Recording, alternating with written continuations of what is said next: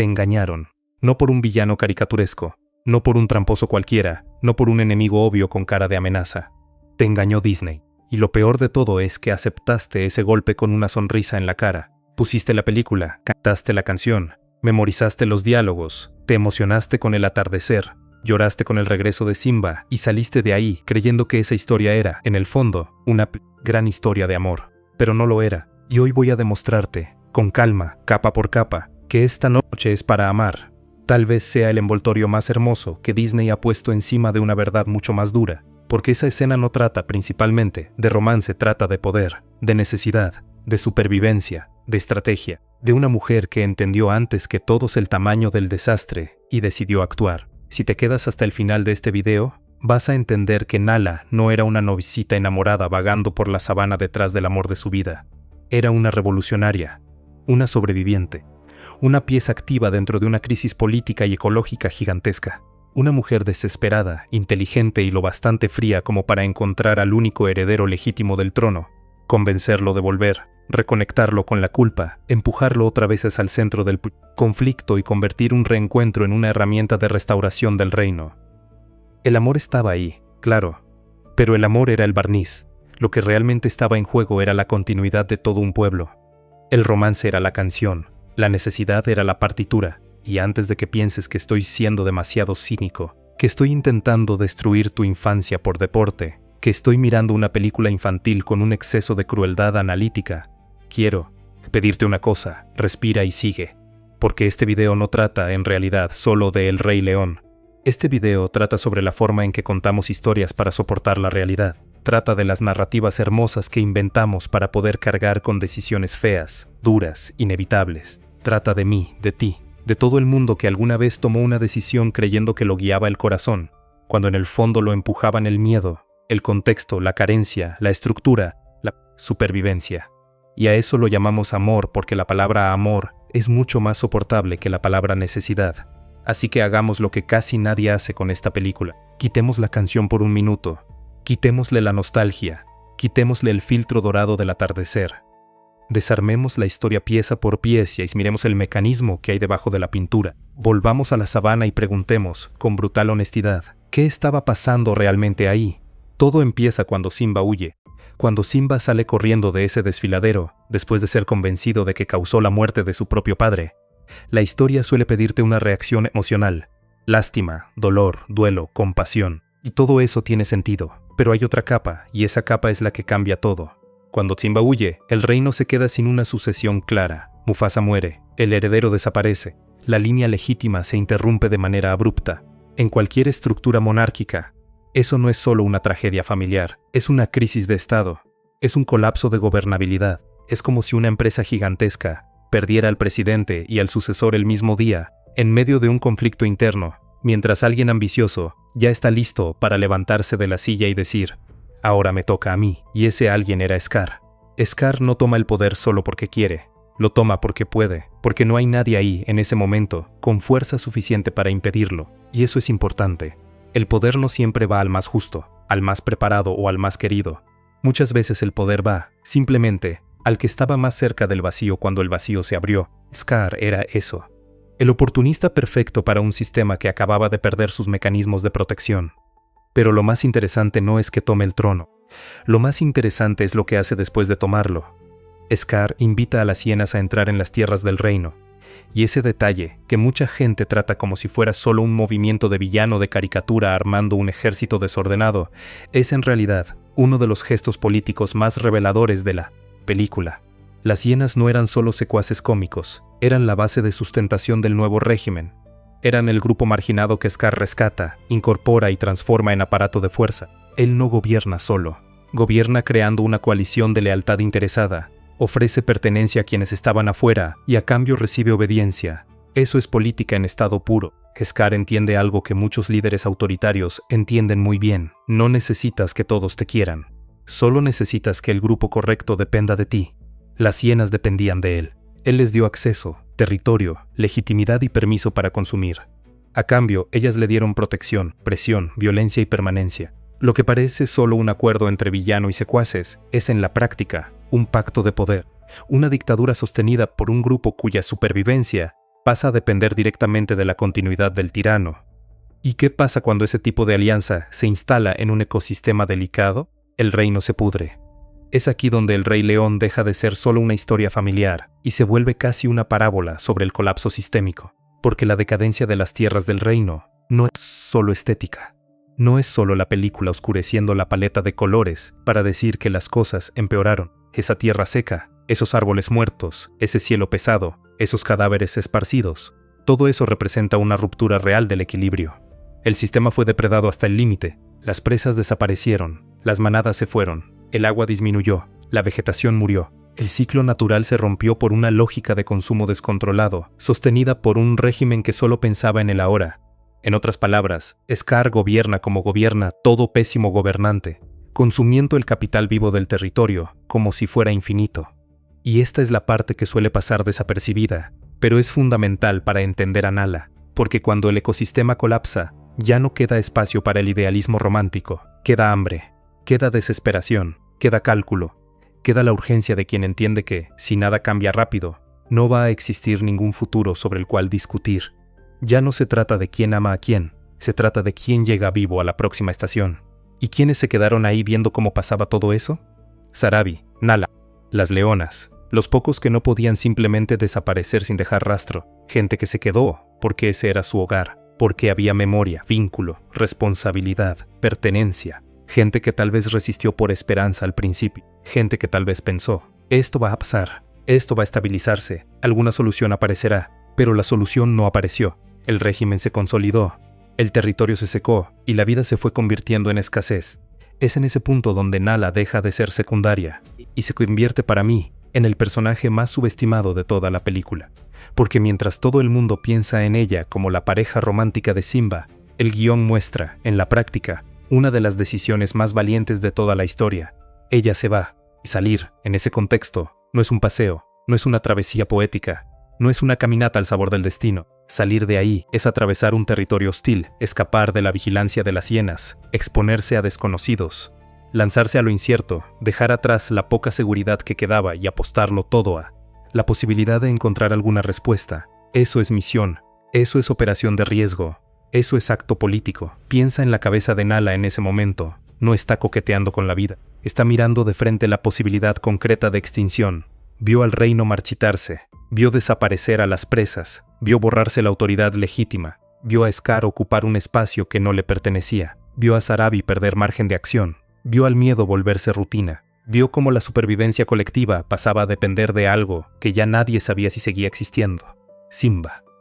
Y aquí entra un detalle que cambia por completo la lectura del personaje. Cuando Nala se va, ¿qué está buscando exactamente? En la superficie, la respuesta más simple sería comida, ayuda, un nuevo lugar. Y sí, todo eso tiene sentido. Pero en un nivel más profundo, está buscando una solución legítima. Está buscando un punto de ruptura con el régimen de Scar, que no cree simplemente más caos.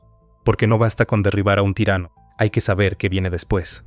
Si Scar cae y no existe una sucesión reconocida, lo que aparece es otro vacío de poder, y un vacío de poder suele ser una invitación a más violencia. Nala necesitaba algo que ninguna leona restante podía aportar por sí sola, legitimidad dinástica. Necesitaba al heredero, no al hombre que conoció en la infancia, no al crush que quedó atrás, no a la fantasía de un reencuentro hermoso. Necesitaba el símbolo vivo de un orden que podía restaurarse. Necesitaba a Simba como pieza institucional, como llave para reabrir el sistema. Como nombre capaz de reunir a los leones bajo una misma bandera, confrontar a Scar públicamente y cerrar la usurpación sin dejar al reino entregado al caos. Cuando lo miras así, todo cambia, porque el encuentro entre ellos deja de ser destino romántico y se convierte en reencuentro estratégico. Fíjate en la escena. El primer contacto entre los dos no es suavidad, no es ternura, no es reconocimiento instantáneo envuelto en violines. Entran en confrontación, hay tensión física, hay alerta, hay disputa. El cuerpo de ambos responde al peligro antes de responder a la memoria, y eso tiene sentido, porque los dos son sobrevivientes en ese momento. Solo después llega el reconocimiento. Solo después el pasado vuelve con nombre, rostro y recuerdo, y cuando ese reconocimiento ocurre, la lectura más común es, ¡ay, Dios mío!, el amor reapareció. Solo que si prestas atención, hay otra cosa ahí, hay alivio. No solo afecto, sino alivio. Y no cualquier alivio. Es el alivio de quien encuentra, en medio de lo improbable, exactamente la pieza que necesitaba para impedir un desastre mayor. Es el alivio de alguien que venía cargando la urgencia del mundo sobre la espalda y de repente tropieza con la única posibilidad real de cambio. Es en ese momento cuando Disney entra con su gran cortina de humo, la canción. Esta noche es para amar, es maravillosa, es hermosa, es eficaz, es seductora. Te atrapa por la atmósfera, por la melodía, por la puesta en escena, por las miradas, por el humor de los personajes alrededor. Organiza emocionalmente la escena para que dejes de pensar políticamente y empieces a sentir románticamente. Es un truco cinematográfico brillante, y justamente porque es tan brillante funciona tan bien. La canción te dice lo que debes sentir antes siquiera de que te preguntes qué estás viendo. Pero haz un ejercicio conmigo. Quita la canción. Sin la canción, ¿qué queda?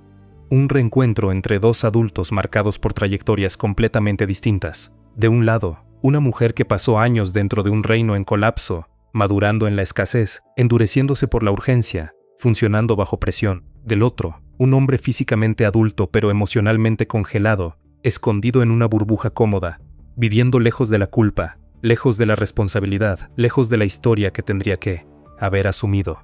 Ella llega trayendo realidad, él está ofreciendo fuga, ella necesita regreso, él quiere permanencia, ella carga el peso de la sabana, él carga el peso de sí mismo. Y por eso digo que la escena no trata de la llegada del amor, trata de la colisión entre necesidad y evasión. Claro que hay sentimiento ahí. No estoy diciendo que Nala fingiera todo, eso sería demasiado simplista. La vida no funciona así. Las personas reales no se dividen en cajones limpios donde un lado es amor puro y el otro lado es estrategia pura. Las dos cosas pueden coexistir. El afecto puede ser real y la utilidad también. La atracción puede ser sincera y la necesidad puede estar al mando.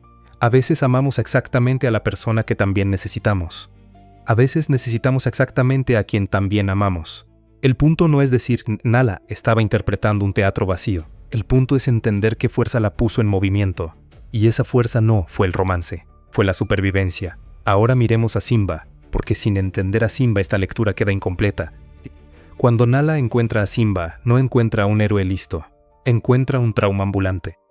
Encuentra a alguien que pasó años anestesiando su propia historia, con una filosofía que suena liviana, pero funciona como mecanismo de defensa.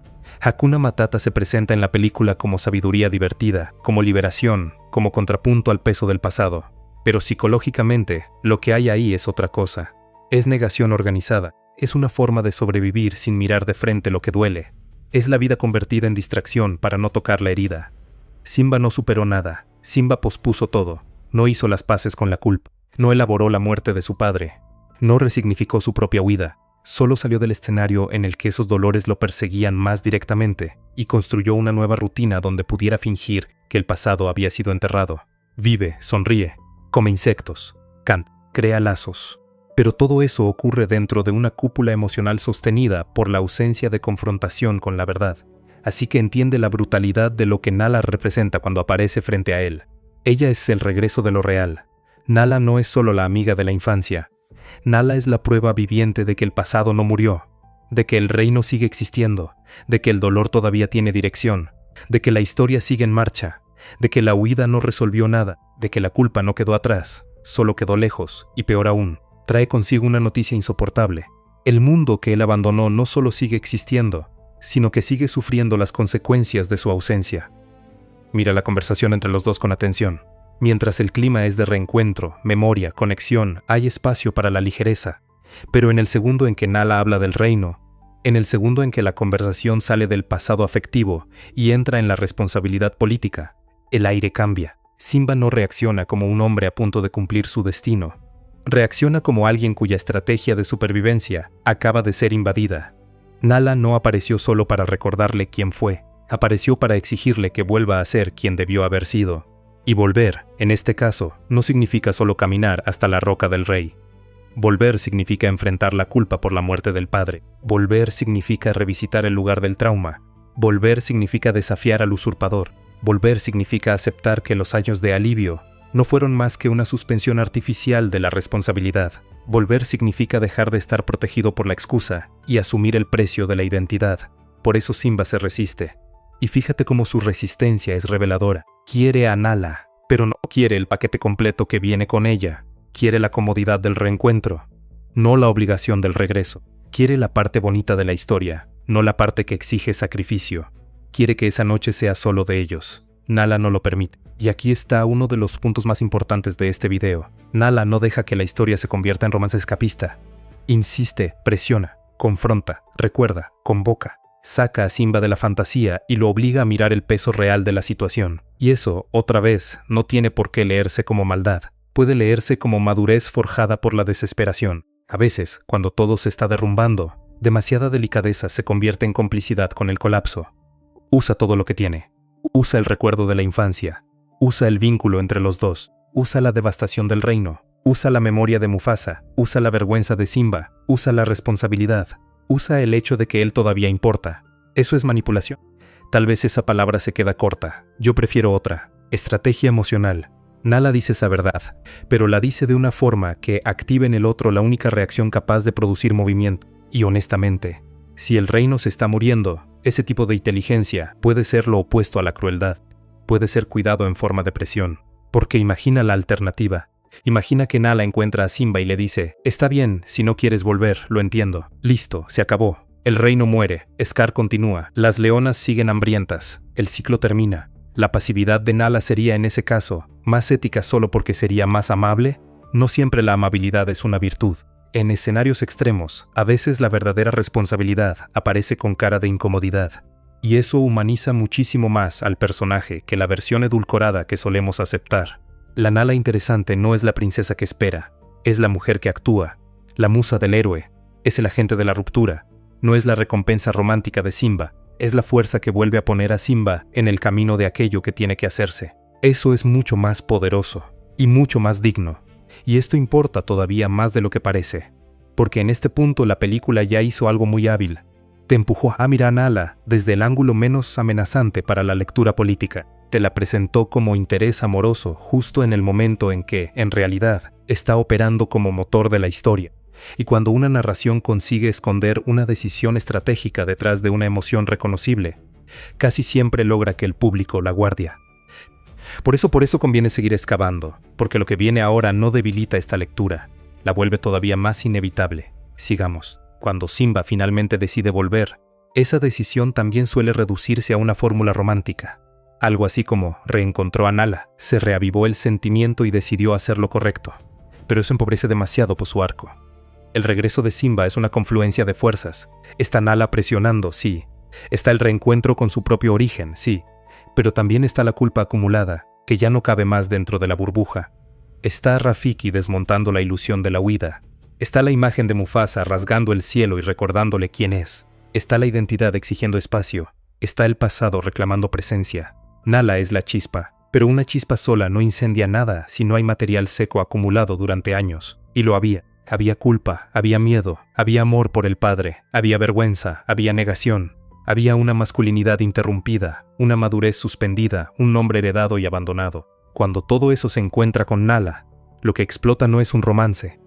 Es una identidad en crisis siendo obligada a reorganizarse.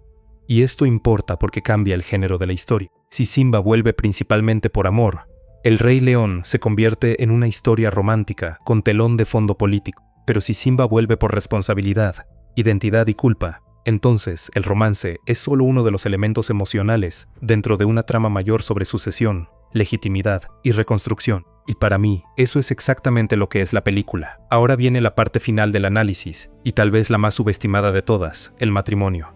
Al final de la película, Scar cae, Simba asume, el reino respira, la lluvia vuelve, la vida se reorganiza. La famosa imagen de la roca del rey reaparece como símbolo de restauración, y entonces, algún tiempo después, vemos a Nala sosteniendo a la cría, mientras Rafiki presenta a la nueva generación ante la sabana.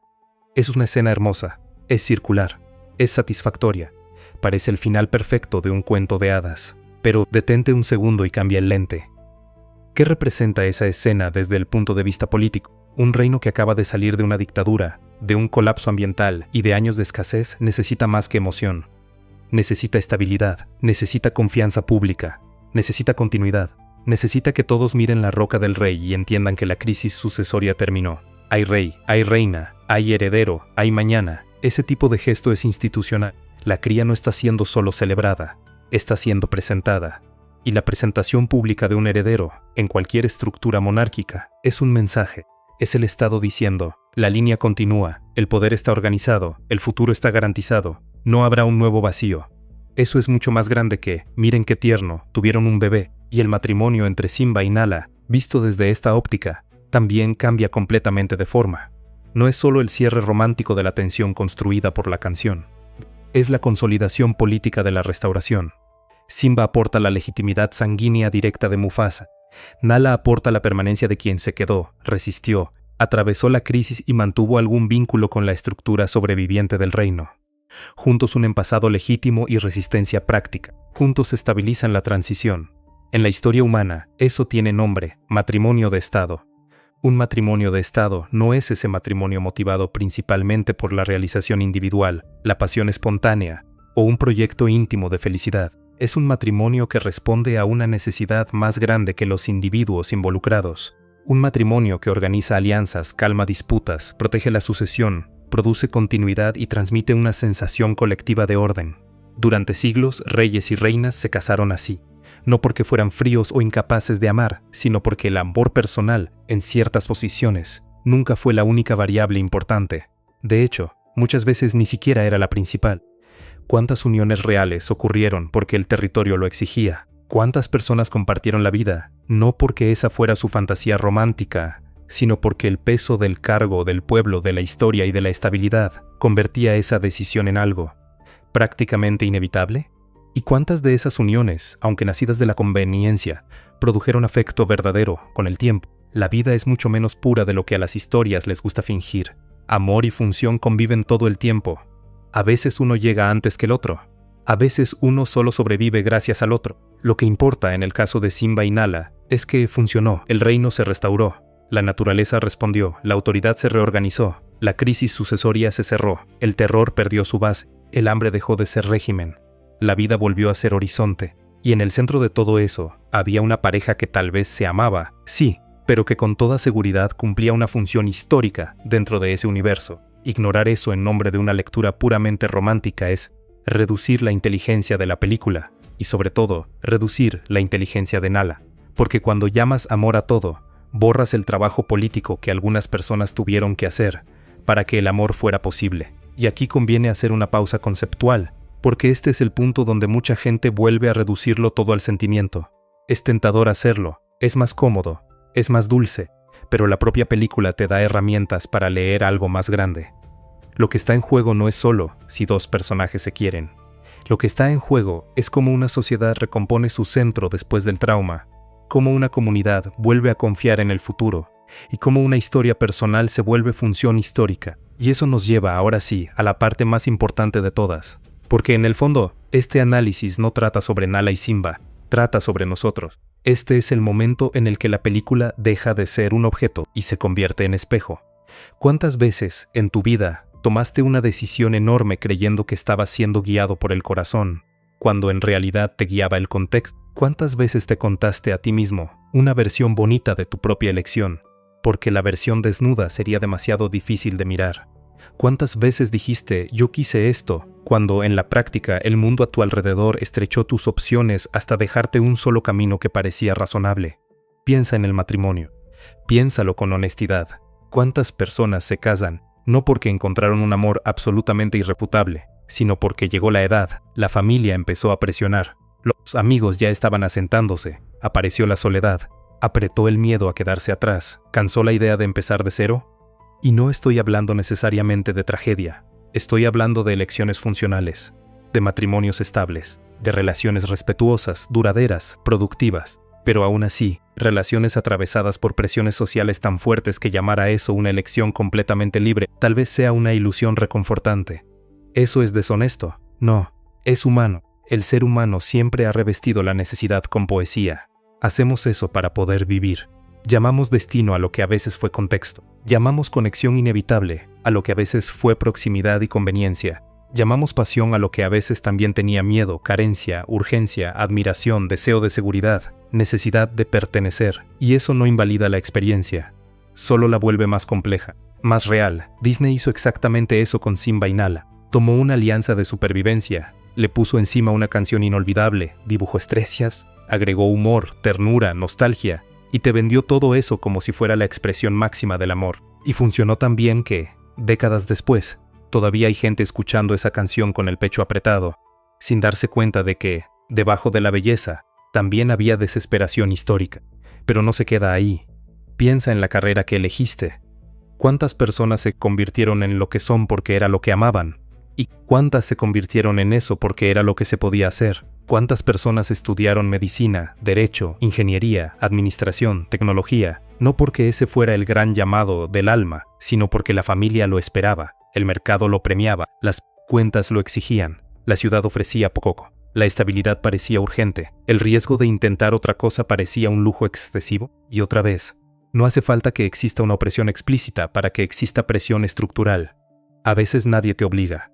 El mundo solo organiza todo de tal manera que ciertas elecciones empiezan a parecer naturales, cuando en realidad son apenas las más viables dentro del tablero en el que naciste. Ahí es donde Nala vuelve a tener sentido como un personaje profundamente humano. A ella tampoco la forzaron, de una manera teatral. Nadie le apuntó con una lanza y le dijo, ve a buscar a Simba. Pero ¿qué opciones reales le quedaban? Quedarse y ver morir al reino, esperar a que Scar se volviera razonable, apostar a que el hambre se solucionaría sola. No, el escenario delimitó el campo de acción. Dentro de ese campo estrecho, hizo la mejor jugada que alcanzó a ver. Eso es muy distinto de libertad plena. Eso es elección bajo restricción. Y la mayor parte de la vida adulta es exactamente eso. Nos gusta imaginarnos soberanos. Nos gusta pensar que decidimos solos, que nos inventamos desde cero, que vamos a donde queremos, que amamos a quien queremos, que trabajamos en lo que queremos, que construimos nuestro destino con nuestras propias manos. Pero al mismo tiempo, todo a nuestro alrededor participa en esas decisiones.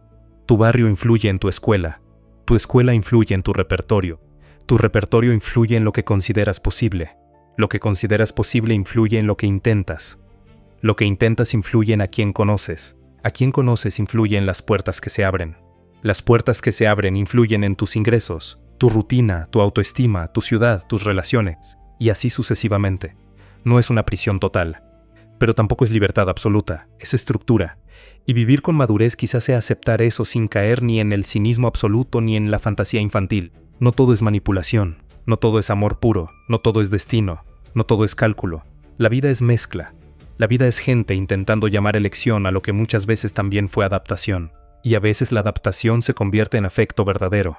A veces la necesidad abre espacio para algo sincero. A veces lo que empieza como supervivencia termina como vínculo. Eso no lo hace menos hermoso, solo lo hace menos ingenuo. Tal vez eso sea lo que vuelve esta lectura tan incómoda.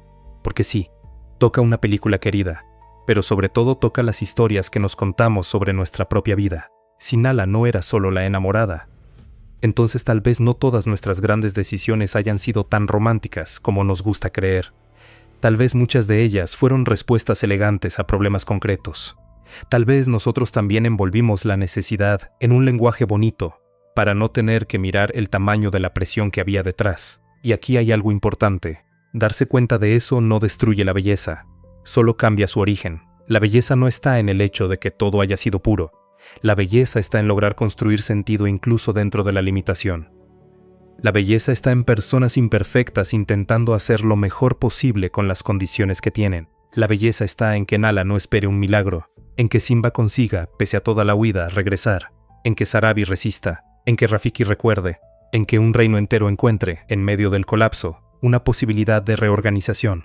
Este video, en el fondo, es una defensa de la complejidad, es decir que Nala se vuelve más admirable, no menos, cuando entiendes que no estaba solo suspirando frente al atardecer.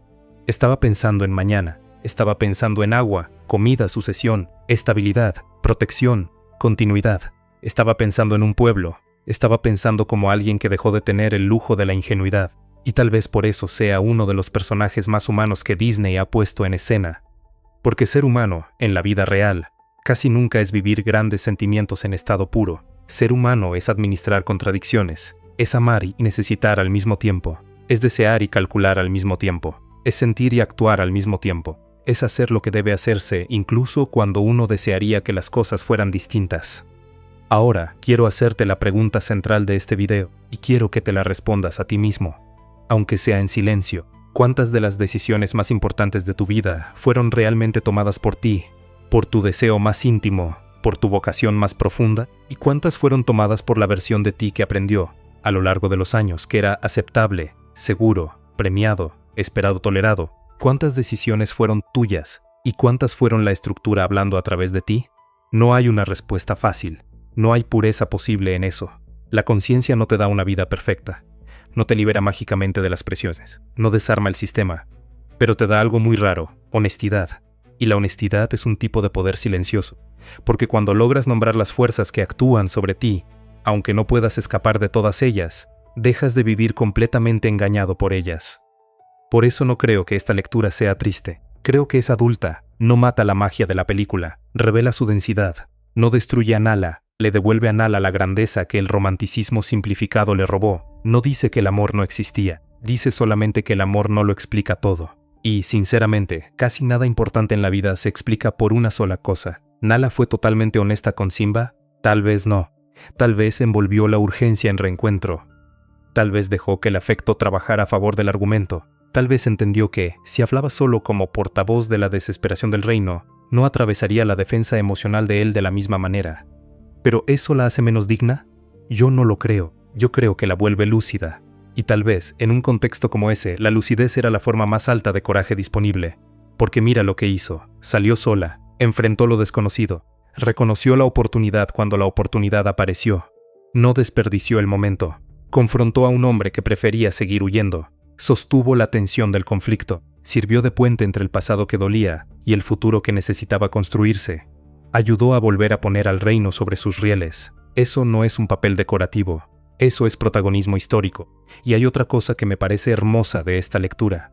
Nos recuerda que muchas veces los verdaderos héroes no son quienes ganan la batalla final. Son quienes vuelven posible esa batalla. Simba derrota a Scar, sí. Pero sin Nala, tal vez Simba ni siquiera regresaba. Sin Nala, tal vez no existía confrontación. Sin Nala, tal vez el trono legítimo seguiría escondido en la selva, masticando insectos y llamando filosofía a la huida. A veces el héroe más importante de una historia es quien mueve la pieza correcta en el momento preciso, aunque la gloria oficial se la lleve otro nombre. Así que la próxima vez que veas El Rey León, quiero que mires más allá de la canción. Quiero que veas la estructura debajo del encanto. Quiero que cuando Nala aparezca en esa escena, no veas solo la pasión floreciendo bajo las estrellas. Quiero que veas a una soldado, a una estratega, a una sobreviviente, a una mujer que cruzó la sabana sola, porque quedarse quieta significaba aceptar el final. Quiero que veas a alguien que convirtió el afecto en palanca, la memoria en argumento y el encuentro en posibilidad histórica, porque ella merece más que ser recordada como la noviecita del protagonista. Merece ser reconocida como uno de los personajes más inteligentes, más valientes y más políticamente interesantes que Disney haya creado. Tal vez sin querer, tal vez sin darse cuenta, tal vez justamente porque a veces las historias infantiles dicen verdades profundas por caminos que ni sus propios autores controlan del todo. Y este video, al final, fue para ella, pero también fue para ti.